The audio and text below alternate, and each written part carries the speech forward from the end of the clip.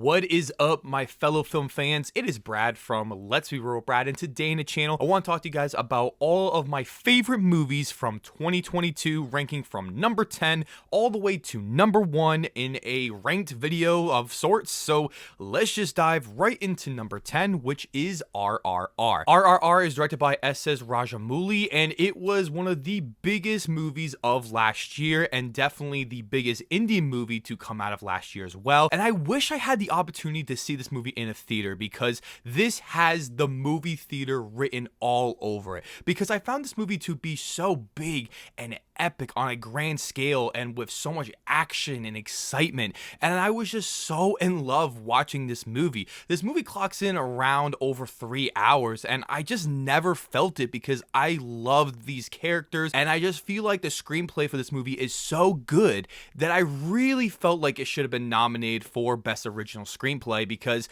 this is one of the best original movies I have seen in quite some time. At number 9, we have Women Talking, that is written and directed by Sarah Polley. So this is one of the movies that I had been waiting around for because everyone was saying how amazing it was, and that's why I didn't do my best of the year list, because of a movie like this. And it turns out that it was worth it, because Women Talking is definitely one of my favorites of the year. It deals with many issues that involve women and their rights and how they're looked at in society, but it takes a very interesting approach with it, and it also involves this crazy story, and it is also based off of the book, which is also based off of real life events that are just so terrifying to think about. And the screenplay for this movie is excellent. I also really love the performances as well, and I wanted all of them to at least get some sort of a nomination because I thought they were that good in this movie. At number 8, we have The Fabelmans, which is directed by Steven Spielberg. So this was one of my most anticipated movies of 2022, and I think it's for the obvious reasons.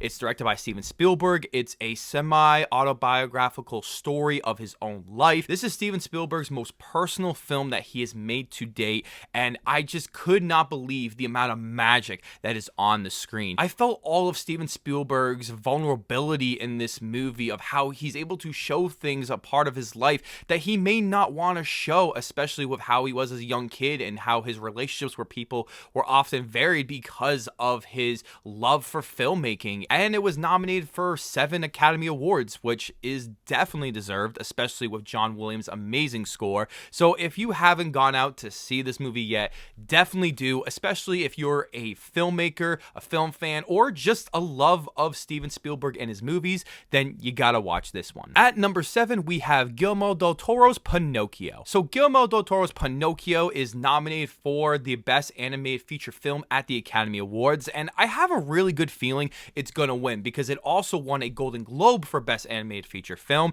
and I think it's one of the best movies of the year. What I love so much about this film was that it took everything that we know and love about Pinocchio and its story and just did something fresh and different with it, especially having it in a very dark time. Guillermo del Toro did a fantastic job with the directing and being able to make this stop motion movie just feel so fluid, like it was a regular traditional 3D animated film. I can't believe the amount of effort and talent that went into this film, especially when we had another Pinocchio movie that came out earlier this year that was by Disney, and that's considered one of the worst Pinocchio movies that we have seen in quite some time. So I'm so glad that this movie's getting the love it deserves. At number 5, I have Decision to Leave, that is directed by Park Chan-wook. So I feel that this movie got absolutely snubbed at the Academy Awards, as this was an easy Best Picture nominee and definitely should have been nominated for Best International Feature Film. I'm not sure if this movie had the eligibility to be nominated because of how the Oscars do their thing with each country nominating a movie, which I think is quite silly in my opinion. Park Chan-wook does a phenomenal job once again with having this romance, mystery thriller type of movie that feels like a throwback to a lot of classic movies like North by Northwest. Express and Notorious and a lot of other Hitchcock kind of movies, and it works so well, especially because I was so into the mystery of the movie. But this movie is focused on its characters at heart, and I found this movie just to have wonderful filmmaking, amazing cinematography, and I just feel like I just need to watch this movie again because there's so much more to get out of this movie, especially with that terrific third act and that crazy shocking ending. At number 4, we have Tar, that is directed by Todd Field. So Tar is a movie that I have been hearing about for so long, with the various film festivals just hyping this movie up, and this movie was awesome. I remember just being in the theater and just soaking up this film with so many dialogue heavy sequences and just watching Cate Blanchett just own this role. She is already one of my favorite actresses working in Hollywood, and she just proved herself once again by being amazing and having this great story that felt so original and different, and it does work well when you compare it to another movie like Whiplash that also has a very crazy, obsessed, high-driven composer, if you would say, and I found this movie to be extremely entertaining. Even though this movie is around 2 hours and 50 minutes or so, I never felt like this movie was really all that boring, and I'm so happy that this movie got all of the Academy Awards nominations that it does. At number 3, we have Everything Everywhere All at Once, that is directed by the Daniels, and it is nominated for 11 Academy Awards. This is definitely one of my favorite movies of the year, and I'm so glad that a movie from March can be able to be nominated for Best Picture, which is so unheard of in these type of times because there are so many movies that come out in the fall/winter season because the Academy doesn't seem like they watch a lot of the movies that come out during the year because those are the movies that get nominated the most. And I'm so glad that a movie like this had such a massive run, making so much money at the box office, being A24's highest grossing movie, and with the directors Daniels just putting their names on the map in the mainstream media, and this movie was just original as it gets. It just made me so happy to watch. It's so exciting. It has some of the best editing I have ever seen, some of the most editing I've seen in a movie, and I love the performances here. It is so funny with amazing writing, and the visual effects were kind of crazy at times, but I found that this movie had so much heart to it that I don't know how anyone couldn't not love this movie. Like, I need to watch this movie again before the Oscars because I think it has a real chance of winning Best Picture, which is something I said in my video back in March when no one believed me, when everyone was talking crap for me because this weird movie could be as good.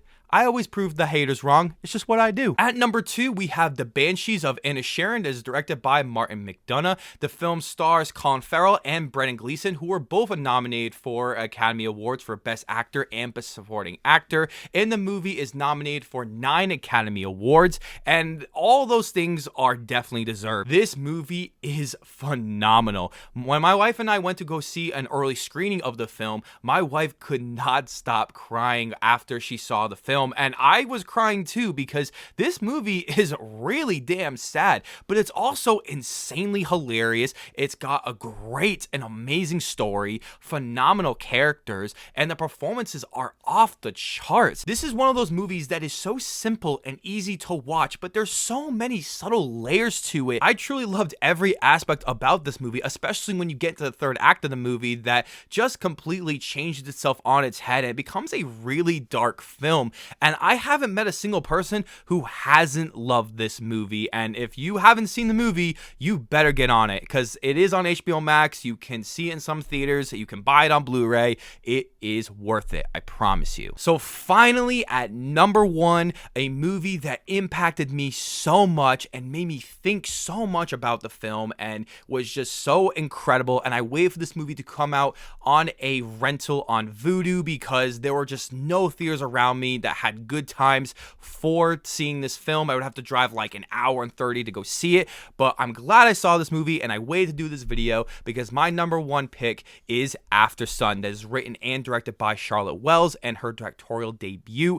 This movie is simply amazing. Just like The Banshees of Inisherin, this is a very simple and easygoing movie that the entire time you think something bad's going to happen and nothing really does because this movie is just about a father and daughter on this vacation and just looking through these memories. And as you start watching the movie, you have to really pay attention to what this movie is trying to say, because this movie is insanely subtle to the point where if you're not fully paying attention, you're going to feel like nothing happened in this movie, or it's going to be really hard to understand. And I completely get that, because this movie doesn't really give you a lot of answers, but that's also one of the reasons why I loved it. It takes a story and an idea that we would see in a basic mainstream studio movie and actually made it so much more interesting with so much more passion and style. And I think Charlotte Wells did a phenomenal job with the screenplay, and all the shots of this movie are incredible. There's no really